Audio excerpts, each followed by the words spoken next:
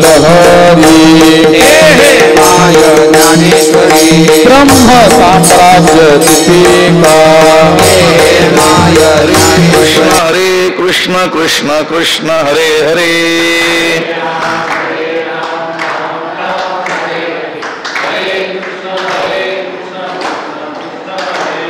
पुंडलीक वरदा हरी विठ्ठल श्री ज्ञानदेव तुकाराम पंढरीनाथ भगवान की जय माऊली ज्ञानेश्वर महाराज की जय नमामि सद्गुरुं शांतं सच्चिदानंद विग्रहं पूर्ण ब्रह्म परानंद मीशमालंदी वल्लभं नमो सद्गुरु तुकया ज्ञान दीपा नमो सद्गुरु सच्चिदानंद रूपा नमो सद्गुरु भक्त कल्याण मूर्ती नमो सद्गुरु भास्करा पूर्ण कीर्ती अखंड मंडलाकारं व्याप्तं येन चराचरं तत्पदं दर्शितं येन तस्मै श्री गुरवे नमः जयांचे केले स्मरण होय सकळ विद्यांचे अधिकरण तेची बंधू श्री चरण श्री गुरूंचे ते नमस्कारोनी आता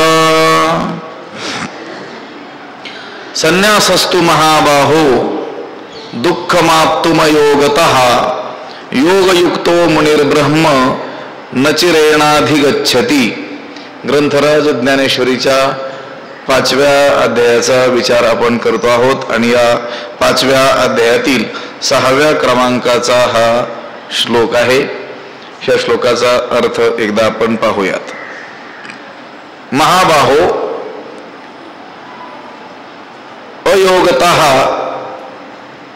दुःखम संन्यासस्तु दुःखम आप्तुम महाबाहो हे पराक्रमी अर्जुना ज्याचे बाहू दीर्घ आहेत दीर्घ बाहू किंवा महाबाहू लांबलचक ज्याचे काय आहेत बाहू आहेत हात आहेत जो पराक्रमी आहे हे पराक्रमी असलेल्या अर्जुना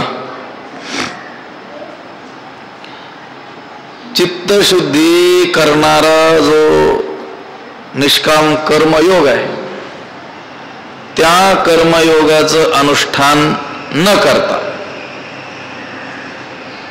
चित्तशुद्धी प्राप्त करून देणारा जो कर्मयोग आहे त्या निष्काम कर्मयोगाचं अनुष्ठान न करताना हट्टानं केलेला जो कर्मसन्यास आहे तो दुःख प्राप्त होण्यालाच कारण आहे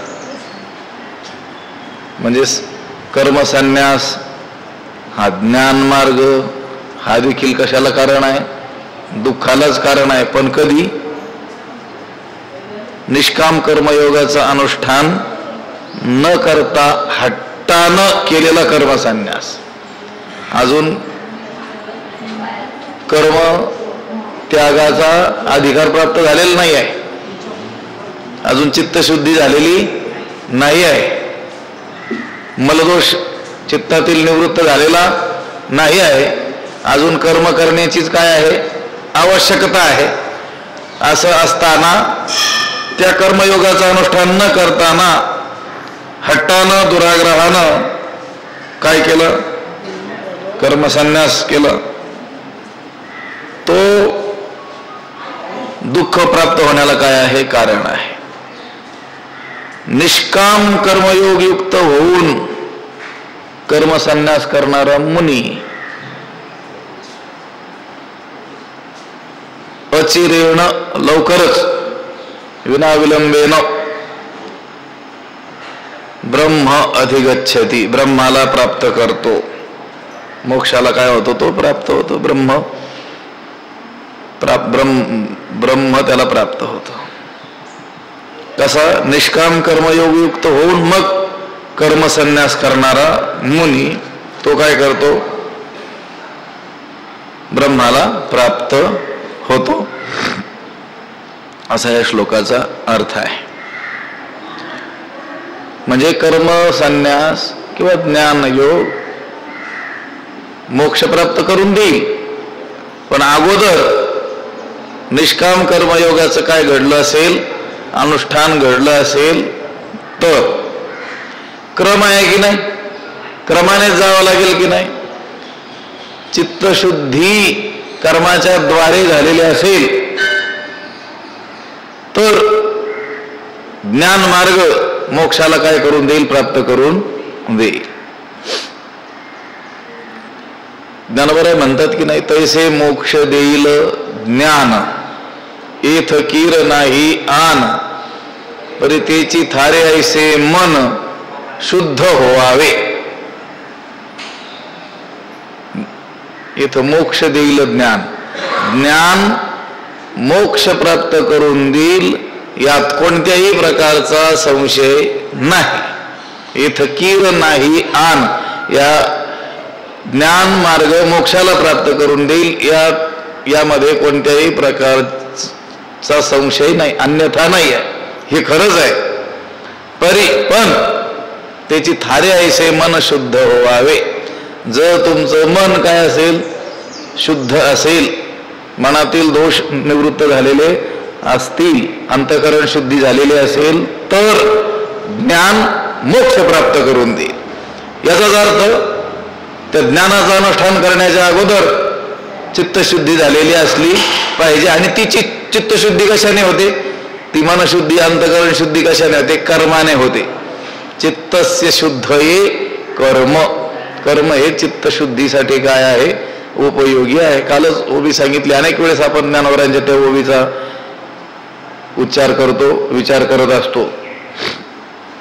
मनशुद्धीच्या मार्गी जय विजयी भावे वेगी, तै कर्म सबळा लागी आळसू न कीजे. मनशुद्धी व्हावी असं वाटत असेल तर निष्काम कर्म करण्यामध्ये आळस करू नये. कर्म करता करताच कर्मसन्यास काय होईल, प्राप्त होईल. पण निष्काम कर्मयोगाचं अनुष्ठान केलं नाही आणि हट्टानं काय केलं, कर्मसन्यासच घेतला. प्राप्त असलेली कर्म काय केली आपण, होऊन काय केली, त्यागली. ती त्यागण्याची गरज नाही, ती टाकण्याची गरज नाही. ती आपोआप जसं पिकलेलं फळ झाडापासून काय होतं, गळून पडतं, अगदी त्याच पद्धतीनं हे कर्म काय होत असतात, हळूहळू गळून पडत असतात. कर्मसन्यास घडला पाहिजे. आपण होऊन हट्टानं प्राप्त असलेलं कर्म, अधिकार प्राप्त झालेला नसताना सुद्धा त्यागणं हे काही उचित नाही आहे. न बाणता स्थिती अंगी कर्मत्यागी लंडतो, तुकाराम महाराज म्हणतात. अजून कर्मत्यागाची स्थिती प्राप्त झालेली नसताना, अंतःकरणाची स्थिती तशी दशा प्राप्त झालेली नसताना जो काय करतो, आळसानं कर्मत्याग करतो, हट्टानं आळसानं काय करतो, कर्मत्याग करतो, त्याला शिव्या दिलेल्या आहेत तुकाराम महाराजांनी. म्हणून चित्तशुद्धी करून देणारा जो निष्काम कर्मयोग, त्याचं अनुष्ठान न करताना हट्टानं केलेला कर्मसन्यास हा मोक्ष प्राप्तीला नाही, दुःख प्राप्तीलाच काय आहे, कारण ठरतो. आणि निष्काम कर्मयोग युक्त होऊन मग कर्म संन्यास करणारा मुनी ब्रह्माला प्राप्त करून घेतो. आणि खूप वेळाने नाही, अचिरेनं, लवकरच, तात्काळ ब्रह्माला तो काय होतो, प्राप्त होतो. जो युक्तिपंथे पार्था चढे मोक्ष पर्वता, तो महासुखाचा निमथा वहिला पावे. पार्था जो युक्तिपंथे मोक्ष पर्वता चढे. पार्था हे अर्जुना, जो युक्तिपंथे कर्मयोगाच्या मार्गाने मोक्ष पर्वता चढे, मोक्षरूपी पर्वतावर चढतो. म्हणजे हे अर्जुना, निष्काम कर्मयोगाच्या अनुष्ठानानं, त्या रीतीनं केलेल्या कर्मानं, हातोटीनं केलेल्या त्या कर्मानं, त्या कर्मरूपी मार्गानं जो मोक्षरूप पर्वतावर चढतो, तो महासुखाचा निमथा वहिला पावे. तोच त्या पर्वताचं जे परमानंद रूप जे शिखर आहे, तो लवकर त्वरेनं काय करतो, प्राप्त करून घेतो. तो ब्रह्मसुखाचा वरचा माथा अतित्वरेनं काय करतो, प्राप्त करून घेतो, जो कर्मयोगाच्या मार्गाने मोक्ष पर्वतावर चढतो.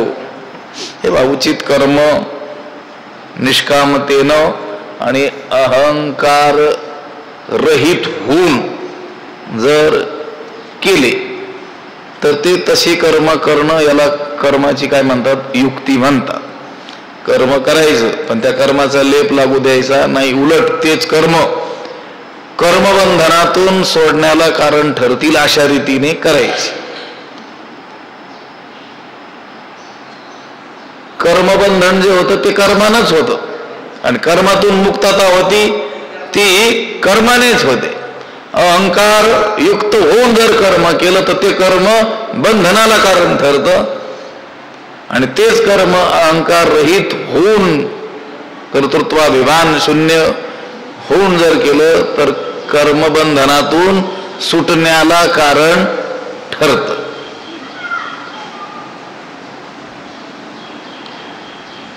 कर्मे कर्मबद्धता मुमुक्षु सोडविले पंडुसुता, जैसा रस रीती राखता मरता राखीला विषे. ज्ञानोबा म्हणतात विष हे माणसाला मारायला, त्याच्या जीविताची हानी करायलाही कारण ठरतं, पण तेच विष त्याच्या युक्तीनं त्याचं काय केलं, औषध तयार केलं तर तेच विष मरणाऱ्या माणसाला जगायला किंवा वाचायला काय ठरतं, कारण ठरतं. विषच ते मारकही आहे, जसंच्या तसंच सेवन केलं तर ते मारक आहे. आणि त्या विषयातील मारक जे गुण आहेत ते काढून टाकले काही युक्तीनं. आयुर्वेदात अनेक औषधं ही कशापासून बनवलेली आहेत, विषापासूनच बनवलेली आहेत. ते विष जसंच्या तसं सेवन केलं तर चांगला जिवंत माणूस काय होईल, मरून जाईल. आणि तेच औषध त्या वैद्यानं विशिष्ट रीतीनं तयार केलं त्या विषयापासून, तर तेच औषध त्याच्या जीविताला जगण्याला सुद्धा काय ठरतं, कारण ठरतं. तसे ज्ञानोबाची उभी मी सांगितली कर्मे कर्मबद्धता, कर्माने काय होते, बंध प्राप्त होतो. पण मुमुक्षु लोकांनी कर्मबंधनाला कारण ठरलेल्या कर्मानेच काय केली, कर्म बंधनापासून मुक्तता प्राप्त करून घेतली. कर्मे कर्मबद्धता मुमुक्षु सोडविले पंडुसुता. हे अर्जुना, मुमुक्षूंनी त्या कर्मानेच कर्मबंधन काय टाकलं, सोडून टाकलं. कसं, जैसा रस रीती मरता राखीला विषे. एखाद्या चांगल्या औषधाची योजना करून सुद्धा मरणाच्या दारात गेलेला एखादा रुग्ण पण त्या विषापासून तयार केलेल्या औषधाने जणू काय व्हावा, वाचावा. अगदी त्या रीतीनं हे कर्म जे आहे ते युक्तीनं जर केलं तर काय युक्ती आहे कर्माची, निष्कामतेनं करायचं आणि अहंकार रहित होऊन करायचं. कधी कधी माणसं एखादं कर्म निष्काम भावनेनं देखील करताना दिसतात. फार लोक नाही पण थोडे बहुत का होईना लोक निष्काम रीतीनं करताना दिसतात, पण अहंकारपूर्वक करतात. त्या कर्मापासून काही मिळवायचं नाही, पण हे कर्म मी करतोय हा अहंकार ते त्याच्यात राहतोच. अहंकार रहित होऊन आणि निष्काम बुद्धीनं फलासक्ती रहित ह्या कर्माचं हे फळ मला मिळालं पाहिजे ही फळाची आसक्ती सोडून आणि हे कर्म मी करतोय हा कर्तृत्वाभिमान सोडून जर कर्म केले तर ती कर्माची काय आहे, युक्ती आहे, किंवा त्याला कर्माची काय म्हणावी, हातोटी म्हणावी. तरी उचिते कर्मे आघवी तू आचरुणे मज अर्पावी परिचित्त वृत्तीने असावी आत्मरूपी. भगवंत म्हणतात अर्जुनाला, उचिते कर्मे आघवी, आघवी उचिते कर्मे. शास्त्राने तुला ही कर्म कर म्हणून ज्या कर्म करण्याविषयी आज्ञा दिलेली असे उचित सगळी जी कर्म आहेत ती तो काय करावी, आचरावी. आणि आचरावी, आचरुणी मज अर्पावी, मदर्पण बुद्धीनं त्या कर्माचं आचरण करावं. परिचित्त वृत्तीने असावी आत्मरूप. पण ते करत असताना आपली चित्तवृत्ती अंतःकरण वृत्ती कुठं असावी, आत्मस्वरूपा विषयी असावी. आणि हे कर्म मी करता काही आचरेण या अर्था ऐसा अभिमान झणे चित्ता रिगो देशी. हे कर्म आहे या कर्माचा करता मी आहे, या फळासाठी ह्या कर्माचं आचरण मी करतो आहे, असा जो अभिमान आहे तो चित्तामध्ये येऊ देऊ नकोस. आणि मग ती काय कर, कर्म कर. कर्मबंधनाचा विचार आपला आत्ता झाला. कर्मबंधन कशाला म्हणतात? मनोनी फळी लागू, कर्तृत्वाभिमानी फलासक्ती, या दोघांना काय म्हणतात? कर्मबंधन म्हणतात. पण त्याचा त्याग करून ते कर्म करायचे. म्हणून फळी लागू, सांडूने देह संगू, कर्मे करावी हा चांगू निरोप माझा. भगवंत म्हणतात माझा निरोप आहे जगासाठी. काय निरोप आहे? कर्मे करावी, कर्म करावीत हा माझा काय आहे? निरोप. कर्मे करावी हा चांगली कर्मे करावीत हा माझा काय आहे? निरोप आहे.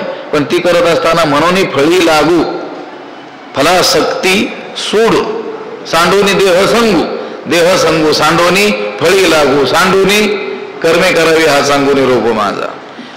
फळावर दृष्टी न ठेवता म्हणून फळी लागू, सांडोनी देह संगू, मी एक कर्म करतोय असा देहाभिमान न बाळगता काय करावी? कर्मे करावी हा माझा काय आहे? निरोप आहे. हे पहा, पर्वतावर चढण्याकरता श्रम होतात की नाही?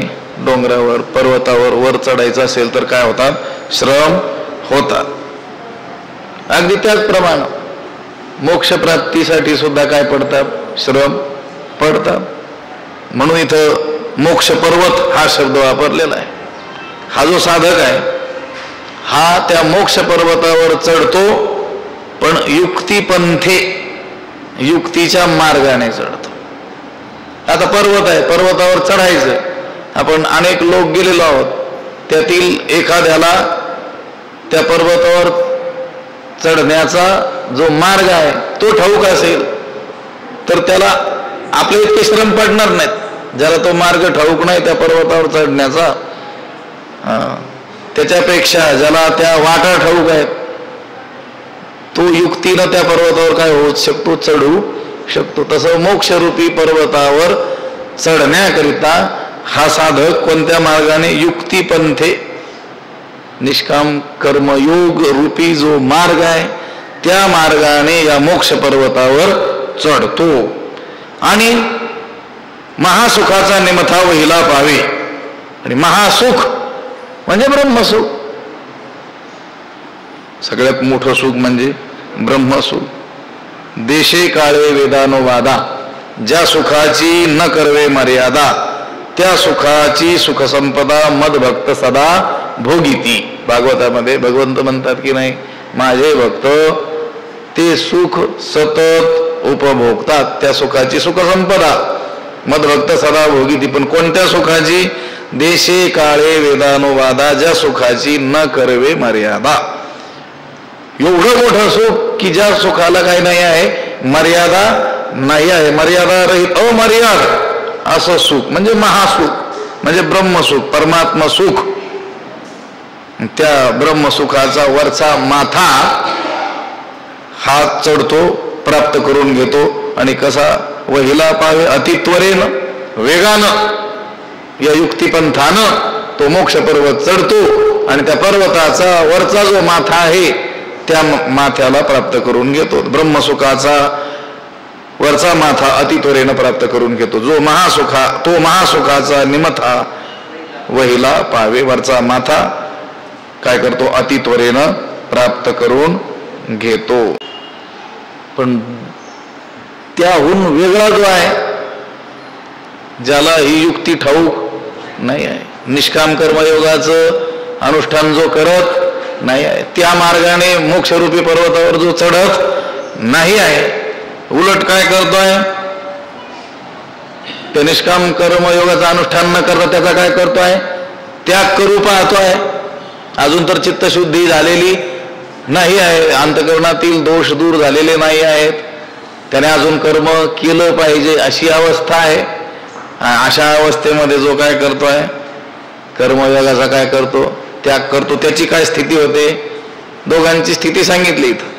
निष्काम कर्मयोगाचं अनुष्ठान करणारा जो साधक आहे तो मोक्ष पर्वतावर चढतो आणि महासुखाचा जो ब्रह्मसुखाचा जो वरचा माथा आहे तो त्वरेनं काय करून घेतो, प्राप्त करून घेतो युक्तिपंथाने चढत चढत, निष्काम कर्मयोगाचं अनुष्ठान करत करत. आणि दुसरा जो आहे तो एरा योग स्थिती जया सांडे, तो वायाची गा हव्यासी पडे, परिप्राप्ती कही न घडी संन्यासाची. एरा एरा म्हणजे याहून जो दुसरा आहे तो काय करतो, जया योग स्थिती सांडे, ज्याच्या हातून कर्मयोगाचं साधन घडत नाही, तो वायाची गा हव्यासी पडे, तो व्यर्थच संन्यासाच्या फंदात पडतो. लक्षात आलं का? हव्यासात पडतो, व्यर्थ पडतो. पण संन्यास मार्ग स्वीकारूनही परी प्राप्ती कही न घडे संन्यासाची, परी संन्यासाची प्राप्ती कही न घडे, परंतु त्याला खऱ्या संन्यासाची प्राप्ती कधीच घडत नाही. सामान्य माणूस चित्तशुद्धी न होता अविचारपूर्वक काय करतो, कर्मयोग निष्ठा टाकून देतो. त्याला त्या कर्मयोगापेक्षा कर्मसन्यासच अधिक आवडतो. पण तो त्या संन्यासाच्या हव्यासात व्यर्थ पडतो, पण त्याला खऱ्या संन्यासाची काय होत नाही, प्राप्ती होत नाही. आता संन्यास मार्ग तसं पाहिलं तर तो काही सोपा मार्ग नाही आहे. केवळ शिखासूत्राचा त्याग केला म्हणजे संन्यास झाला असं नाही आहे. शेंडी काढून टाकली, जानवं काढून टाकलं म्हणजे मग तो संन्यासी झाला असं नाही आहे. जोपर्यंत अंतकरणातील पाप वासना, विषय चिंतन सुटत नाही, कर्तृत्व बुद्धी, मी करतो हा अहंकार जात नाही, तोपर्यंत संन्यास घडत नाही. आता मागं ओवी पाहिली का नाही आपण काल परवा, आणि मी माझी ऐशी आठवण, विसरले जयाचे अंतःकरण, पार्था तो संन्यासी जाण तो नित्य संन्यासी आहे ज्याचं अंतःकरणच मी आणि माझी अशी आठवण ठेवण्याचंच विसरून गेलेलं आहे. पण जोपर्यंत अंतःकरणात पापवासना आहे, विषय चिंतन आहे, जगताला महत्व देतो आहे, जगाविषयी महत्व बुद्धी आहे, कर्तृत्व बुद्धी आहे, अहंकार अजून गेलेला नाही, तोपर्यंत संन्यास घडत नाही. केवळ बाह्य उपाधींचा काय केला, बाह्य त्याग केला, गृहाधिकांचा काय केला, स्त्री धनपुत्राधिकांचा काय केला, त्याग केला म्हणून संन्यास घडला असं नाही. या बाह्य उपाधीच्या त्यागामध्ये संन्यास नाही आहे. जे उचित कर्म सांडिती आणि मग नैष्कर्म्य होऊ पाहती, परी कर्मेंद्रिय प्रवृत्ती निरोधुनी, तया कर्म त्याग न घडी, जे कर्तव्य मनी सापडे, वरी नटती ते पुढे दरिद्र जाण. तिसऱ्या अध्यायात आपण कर्मयोगामध्ये या गोष्टींचा विचार करून आलेलो आहोत. जे उचित कर्म आपल्या वाट्याला आलेलं आहे त्याचा त्याग करतात आणि केवळ त्या प्राप्त कर्माच्या त्यागानेच आम्ही नैष्कर्म्य झालो अशी समजूत करून घेतात आणि कर्मेंद्रियांचा काय करतात, निरोध करतात, त्यांना थांबवतात कर्मेंद्रियांना, परंतु अंतःकरणातून विषय चिंतन जात नाही. तया कर्मत्याग न घडे, त्याला कर्मत्याग घडत नाही, त्याला संन्यास घडत नाही. जे कर्तव्य मनी सापडे, अजून मनामध्ये कर्तृत्व बुद्धी आहेच आहे, अहंकार आहेच आहे, आणि वरी नटते ते पुढे दरिद्र जाण, आणि वरून केवळ आम्ही सर्व कर्म संन्यास केलेला आहे असं दाखवतात, भासवतात. ते कोण आहेत, ज्ञानवराय म्हणतात दरिद्री आहेत, दरिद्री. लक्षात आलं का? केवळ बाह्य त्यागाने कर्मसन्यास घडला असं नाही. ते कर्म करता करता निष्काम बुद्धी न करता करता करता करता हळूच जयाची क्रिया ढाळे ढाळे गळती आहे. ते कर्म आपोआप काय झालं पाहिजे, गळून पडलं पाहिजे. देहतादात्म्य आणि संकल्पनाश ज्यावेळेस घडेल, देहतादात्म्य सुटेल, संकल्पनाश घडेल, त्याच वेळेस काय घडेल, संन्यास घडेल. म्हणून कल्पना जय सांडे तैची गा संन्यास घडे. वर बघून आलो इथंच. ज्यावेळेस अंतःकरणातील संकल्प कल्पना यांचा काय होईल, त्याग होईल, त्याच वेळेस काय घडेल? संन्यास घडेल. हा जो आहे हा काय करतो? यरा योग स्थिती जया सांडे. योग स्थिती म्हणजे निष्काम कर्मयोग, त्याचा काय करतो? त्याग करतो. त्या मार्गाचं आचरणच करत नाही. तो वायाची गा हव्यासी पडे, तो व्यर्थच संन्यासाच्या हव्यासामध्ये पडतो. परिप्राप्ती कही न घडे संन्यासाची, परंतु त्याला खऱ्या संन्यासाची प्राप्ती कधीच घडत नाही. हे पहा, शास्त्र ज्याला संन्यास म्हणतो, आचार्य, थोर आचार्य ज्याला संन्यास म्हणतात, संतांच्या दृष्टीनं जो संन्यास आहे ती वेगळी गोष्ट आहे. आणि हा बाह्य संन्यास ही गोष्ट वेगळी आहे. बाह्य संन्यासाला काय लागतं? शिखासूत्राचा काय करायचा? त्याग करायचा. असलेली कर्म त्याचा काय करायचा? त्याग करायचा. स्त्री धन पुत्रादिकांचा बाह्य काय करायचा? त्याग करायचा. आणि दीक्षेचा काय घ्यायचा? संन्यास घ्यायचा. सगळं जग त्याला काय म्हणेल? हे संन्यासी महात्मे आहेत म्हणून. पण त्याला संत संन्यासी म्हणतील का? शास्त्रकार संन्यासी त्याला म्हणतील का? शास्त्र संन्यास म्हणेल का? मोठे मोठे आचार्य त्याला संन्यास म्हणतील का? म्हणणार नाही. वरी नटती ते पुढे दरिद्र ज्ञानोबा आहे तर त्याला दरिद्री म्हणतील. जेव्हा अंतकरणातील सर्व संकल्पाचा नाश होईल, वासना नष्ट होतील, त्या त्याला तर नाव ठेवतील उलट. वरवर दीक्षेचा संन्यास घेऊन अंतरी जर विषय चिंतन करत असेल तर त्याला काय करतील? दूषणं देतील. संत त्याला कधीही संन्यास मानणार नाहीत. परिप्राप्ती कही न घडे संन्यासाची, इतकं स्पष्ट लिहून ठेवलं ज्ञानोबरायांनी. वाचतच नाही आपण, काय करावं आता? खरंच जर ज्ञानेश्वरीचं चिंतन आपण रोज करू, वाचन करू, हळूहळू अर्थ दृष्टीनं विचार करू, तर आपल्याला काय होईल? दृष्टी प्राप्त होईल. आपली फसवणूक या जगामध्ये कोणीच करू शकणार नाही. आम्ही तर नेहमी सांगत असतो, आपल्याला तुकोबारायांचे 10 अभंग जरी कळाले चांगल्या रीतीनं, तरी देखील या जगामध्ये आपली फसवणूक कोणीही करू शकणार नाही. कुणी तर करू शकणार नाही, पण आपणही आपली फसवणूक करू शकणार नाही. आम्ही सांगत असतो, हे शास्त्र आणि ही संतांची वचनं हे म्हणजे आरसे आहेत. आरसे, आरशापुढे उभं राहिल्यानंतर काय दिसतं? आपलंच काय दिसतं? प्रतिबिंब दिसतं. बरं, जसं आहे तसं दिसतं. तुम्ही जसे आहात तसा आरसा, जैसा तैसा दावी आरसा नकट्या कैसा पालटे.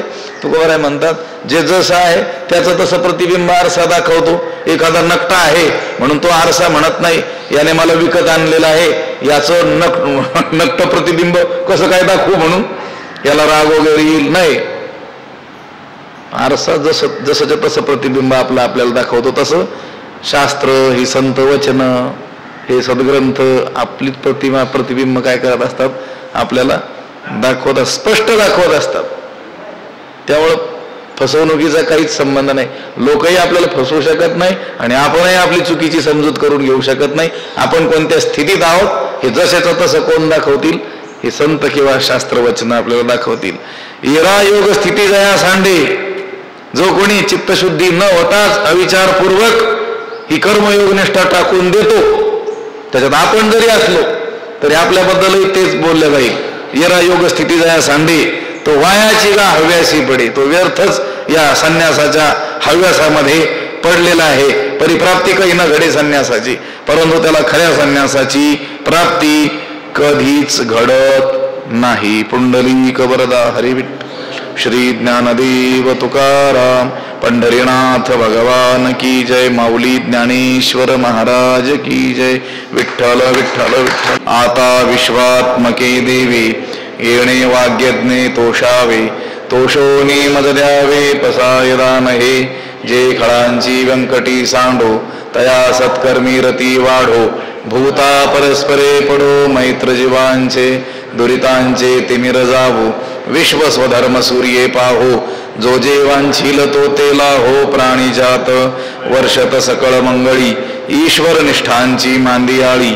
अनवरत भूमंडळी भेटो तया भूता. चला कल्पतरूंचे आरव, चेतना चिंतामणीचे गाव. बोलते जे अर्णव पियुषांचे, चंद्रमे जे अलांछन. मार्तंड जे तापहीन, ते सर्वाही सदा सज्जन. सोयरे होतू किंबहुना सर्व सुखी पूर्ण होवनी तिही लोकी भजिजो आदि पुरुखी अखंडित आणि ग्रंथोपजीविये विशेषी लोकी इये दृष्टादृष्ट विजय होवावेजी एथ म्हणे श्री विश्वेश्वरावो हा होईल दान पसावो येणे वरे ज्ञानदेवो सुखिया झाला येणे वरे ज्ञानदेवो सुखिया झाला येणे वरे ज्ञानदेवो सुखिया झाला पुंडलिक वरदा हरी विठ्ठल श्री ज्ञानदेव तुकाराम पंढरीनाथ भगवान की जय माऊली ज्ञानेश्वर महाराज माय ज्ञानेश्वरी ब्रह्मानंद लहरी ब्रह्म साम्राज्य दीपिका माय ज्ञानेश्वरी ब्रह्म साम्राज्य दीपिका